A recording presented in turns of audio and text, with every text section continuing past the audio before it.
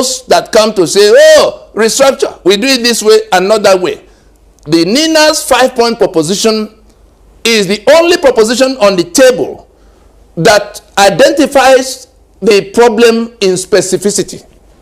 The unitary constitution of Nigeria, that identifies the solution to decommission that constitution, that identifies the mechanism for applying that solution, that is to suspend the elections, go into transition to rework that constitution. That's the mechanism for that decommissioning. The number 4 of the proposition is a strategy for activating that mechanism, to say, look, let the victims of this constitution insist that they won't go to another election as a mark of their rejection of that constitution, and therefore be the ones to come in a 2-stage procedure to work out the replacement. It is not the business of National Assembly. The question of constitution making is far beyond the mandate, the legislative mandate of National Assembly. Anybody in the National Assembly who is discussing constitution on your behalf is holding on to your sovereignty, and they're telling you they now own you. They are now the owners of the sovereignty. That you voted at the election it has become reason why they are now the owners of your lives. They can decide what will happen to you, whereas you are the one who sent them on an errand, and they went and joined the enemy to wreck you, to kill you, and share your blood. That is what they do every month in Abuja. They're sharing your blood. And so, in the 5th proposition, we say a time-bound announcement.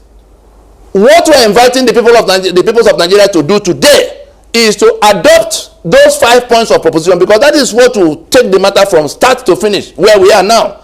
There's nothing that is going to stop those who are tormenting you from carrying on in 2027. Is it the police that will repent and come and join you in how to topple them in election? Is it the INEC that have been sharing with them for many years that will repent and now begin to count your vote?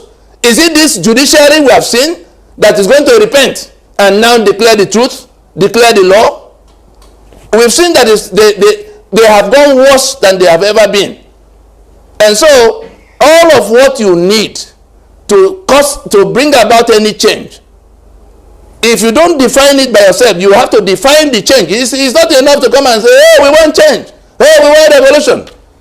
What is it that has to be done to bring about that change? What is it that has to be done to compel the renegades that are now have hijacked the powers of state? In an election, we saw how it went. And this address goes to all of those who subscribe to that constitution, who subscribe to elections under that constitution, because their stupidity has led us to where we are now, in which millions of people are distressed. That stupidity, by that small number, has become the reason 230 million people can perish. Their life is already ruined. Many are dying off. Others are running away to even more serious danger than Nigeria is. You saw the ones in Libya. You saw the ones going to Asia. You saw the ones that managed to get to UK. They are telling them now that they have to be deported. They have to be taken to Rwanda or wherever. Go to the US and see the pandemonium.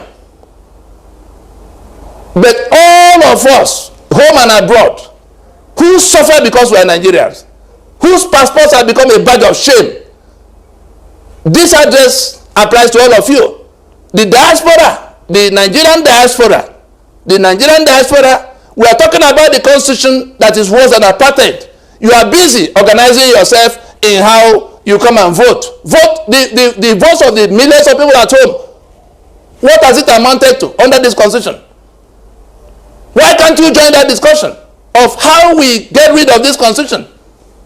The South Africans in the days of apartheid, who were overseas, everybody was on one subject. How do we get rid of apartheid constitution?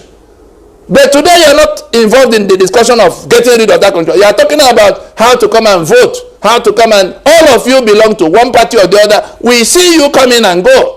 You fly in for party conventions. You partake, you are party chairman of which party under which constitution? Under which constitution? We ask you.